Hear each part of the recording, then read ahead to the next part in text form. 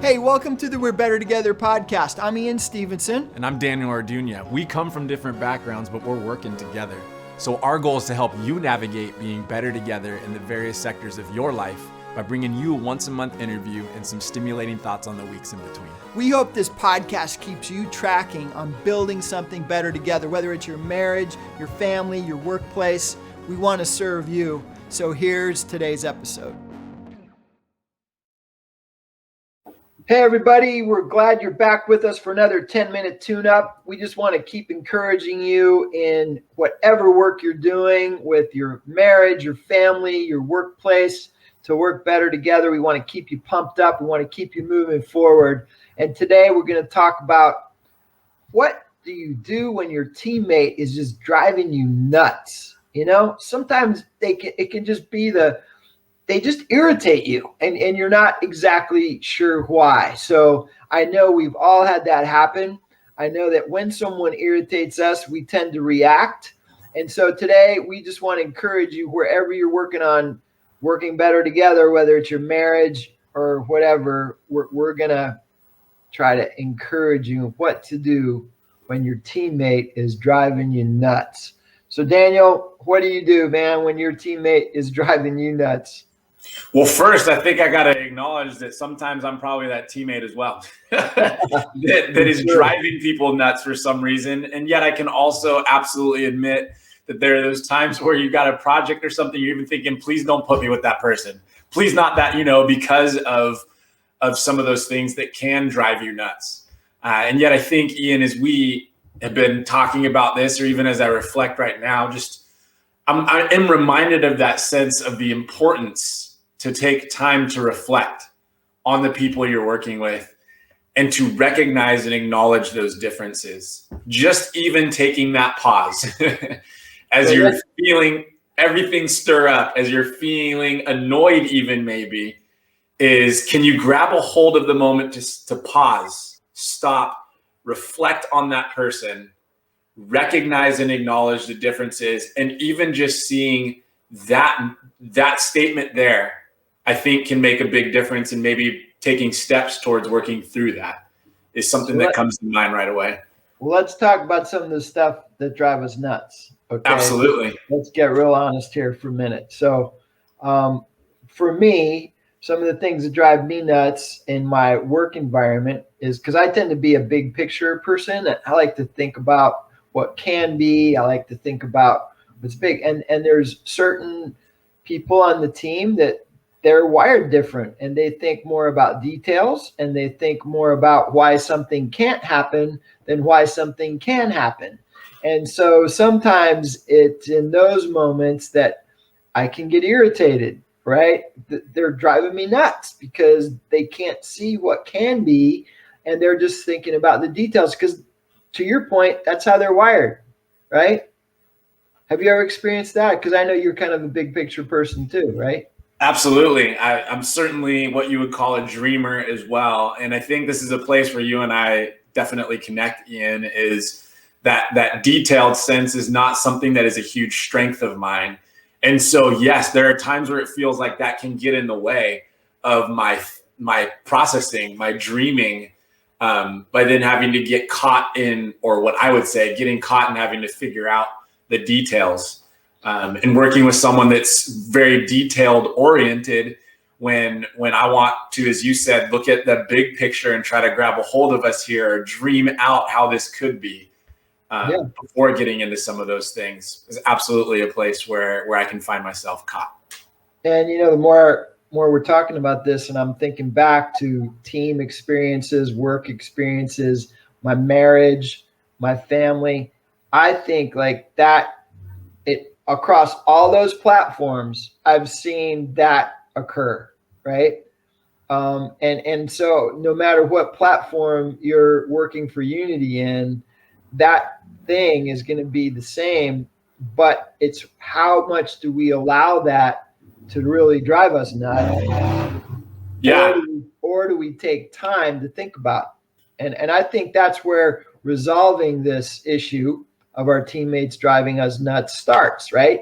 We have to take time. We got to step back we got to acknowledge that they're driving us a little nuts. And then we got to ask ourselves, okay, why? What is it? Where's the difference? It's driving us nuts. Well, and Ian, you said something really interesting in that point that I think was just a really good point to make about, as you do that, there's something that you noticed when you actually pause and reflect on what that thing that's annoying. What did you say about that? When you see and look at that thing that's annoying you, what does that sometimes do? Well, it causes you to look at yourself a little bit, right?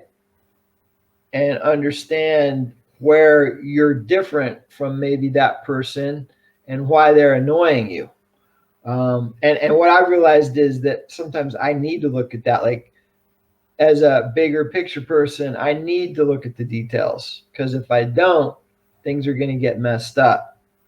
So, again, so many times we come in to things with our agenda, and when it's all about us, and it's really not, well, it's all about me, and really it's not about us. When it's all about me, then I get more irritated, right? And that's what's coming up for me. What about for you?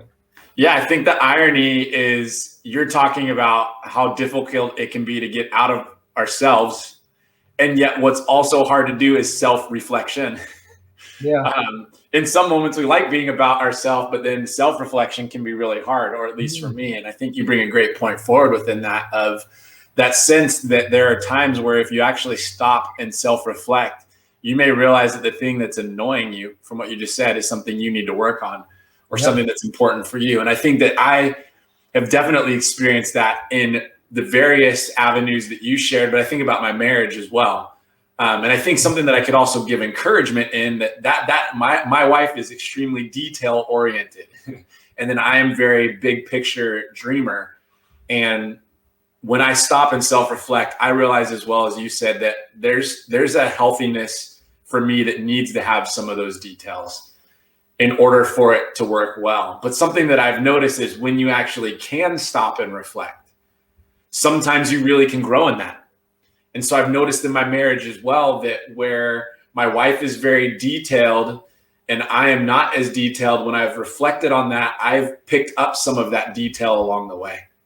Or vice versa for her, some of that bigger picture, some of that dreaming, some of that free-spirited, if you want to say, I've seen her make adjustments when she stopped and reflected. And in the moments where she feels like she needs to be that, there's times where she stepped into that.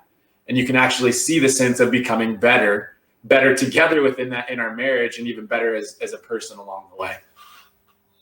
Yeah, it's so hard though in the minute though, isn't it? Whenever that person's driving you nuts, like, how do you push the pause button and reflect, self-reflect? Like, that's a mentality that's hard to maintain in the moment. Yeah. Whenever someone's like pushing your buttons, or they're doing their thing, and it's not what you're wanting at that time. So yeah.